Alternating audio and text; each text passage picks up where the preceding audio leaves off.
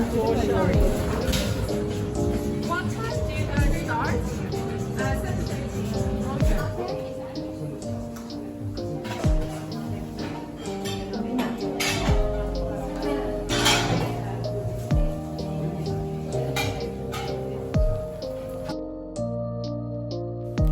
To confess, I had a rather bad perception. When I say bad, I mean really bad perception of studying or working at cafes in my 20s. First, I had never thought about it. Cafes, were never conceived to me, at least, as a proper place to be productive. Loud, crowded with many people, and one has only limited space on table, etc. One day, I felt immensely groggy and somehow bored. Some random days when you want something new and refreshing. And I went to a local cafe nearby my flat, only intending to stay for 1 hour to wake myself up. Well, that day, I stayed at that cafe for 4 hours, sorting out much of my daily work. Since then, I decided to be rather flexible with my own definition of productivity. Office or library does not necessarily make me productive. Place can change anytime as far as I do my job done. There is no one-size-fits-all strategy for productivity. I now combine time of working, reading, resting, and recharging my energy to maximize my own productivity. In my humble experience, the most important key to productivity is to be open-minded to new methods that I've never tried before and adjust those methods to my own lifestyle and tastes.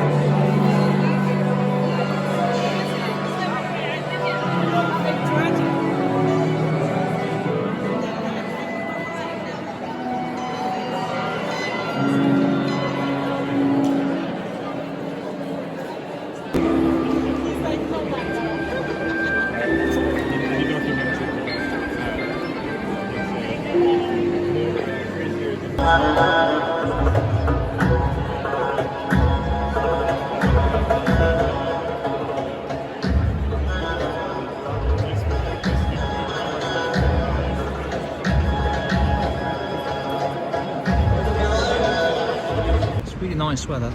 Yeah.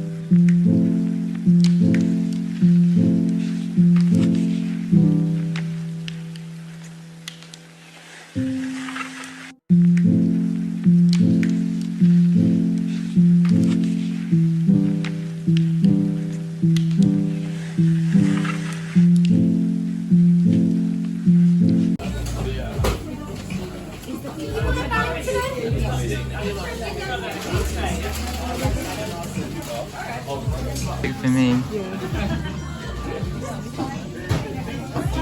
No, can we have one single stick and chocolate? One single.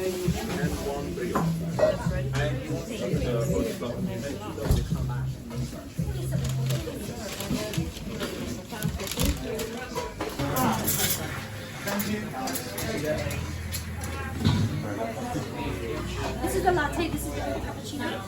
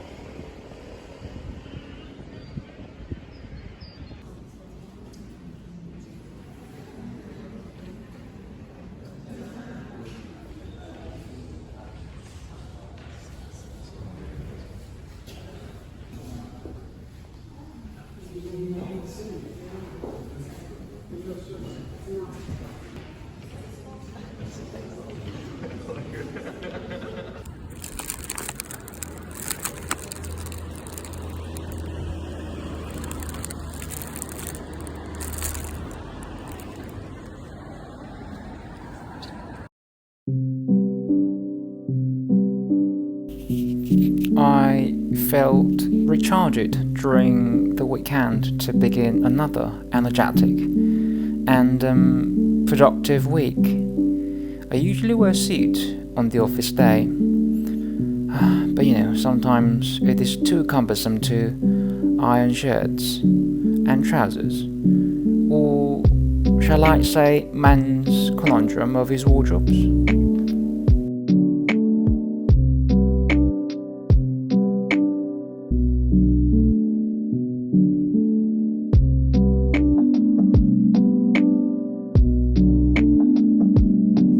At the office, I usually target at completing data work, as I have massive big monitors. Then, during the rest of the week, I can focus mainly on writing reports at home or cafes.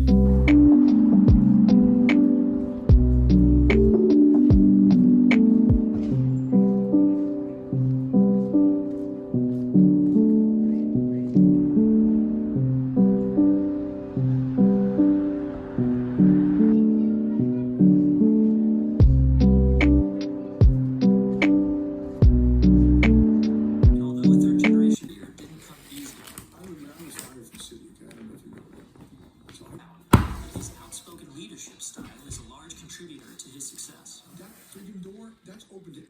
It's got nothing to do with who you are. I'm Miles Coffee with the Greats, a podcast that picks the minds of giants to try and find out what it means to be great and how we get there. Joining me in this interview is a former central banker and my dad, Richard Fisher. In our first episode, we chat with Jamie Dimon about growing up in Queens, what he learned from Abe Lincoln, and how he went from losing his job to becoming one of the top bankers in the world. A lot of the people never finished high school. One of them I know is educated. I went to a rather good high school, but he came here, and he's the one I got to know quite well. I was very close to Panos. He changed the name with Dimitriou, changed the name to Diamond. This is your father. This is my father's father. And my grandmother, who I also knew, the other two died much younger. She was born in Hell's Kitchen. She was half Greek, half Italian. Her parents were all immigrants. She also never finished high school. He came here like most people, didn't have his fascinating family dinners at 3 o'clock. We still have family dinners every weekend, pretty much. So whoever's around, comes in, congregates. Until my parents died, they came almost every weekend, my brother and stuff like that. So very smart, very ethical. Like a lot of immigrant families, the second generation didn't grow. They grew up in Greektown, but not a Greektown, not Greektown. And then they moved out. And so my parents, I would tell you the most important thing, they very moral. I mean, almost moralistic. Like, they weren't